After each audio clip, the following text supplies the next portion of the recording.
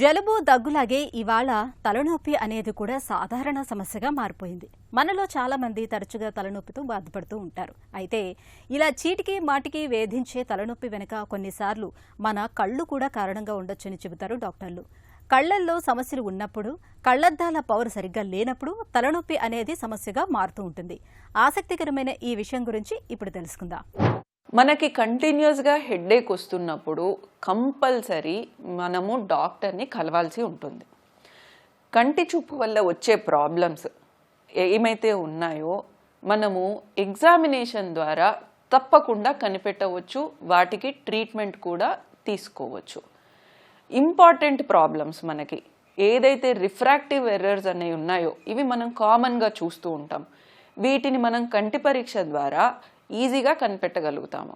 మనం ఎప్పుడైతే correct spectacle prescription వాడతామో, ఎక్కువ కాకుండా తక్కువ కాకుండా బైనాక్యులర్ బ్యాలెన్స్ని కరెక్ట్గా చూసుకొని ఎప్పుడైతే వాడతామో ఈ కంటి ప్రాబ్లం వల్ల రిఫ్రాక్టివ్ వల్ల వచ్చే హెడేక్ డెఫినెట్గా తగ్గిపోతుంది.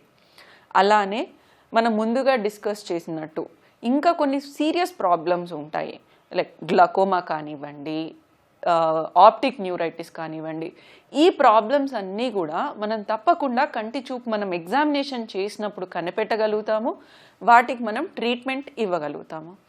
మనం కంటి చూపు చూశాక మనకి ఏదైతే వేరే ప్రాబ్లమ్స్ అనిపిస్తాయో, సపోజ్ ఇప్పుడు మనకి సైనోసైటిస్ ఉంటుంది, ఫ్రాంటల్ హెడ్ఏక్, ఇక్కడ ఎక్కువ హెడ్ఏక్ వస్తుంది మేడం, ముక్కంతా కొంచెం జలుబుగా పట్టేసినట్టుగా ఉంటుంది మేడం, ఇలాంటి వాటికి సైనోసైటిస్ అంటే మనం ఈఎన్టీకి వాళ్ళకి పంపించవచ్చు.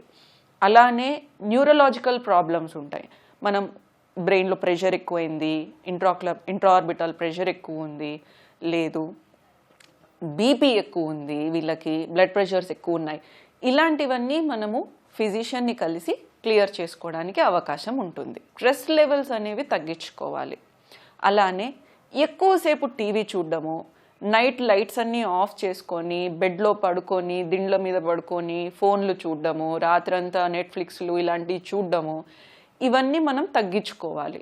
Judicious use off screen time అవసరం ఉన్నది చూసుకోవాలి. ఎప్పుడైనా బ్రేక్ కావాలి అనుకున్నప్పుడు 1-2 hours.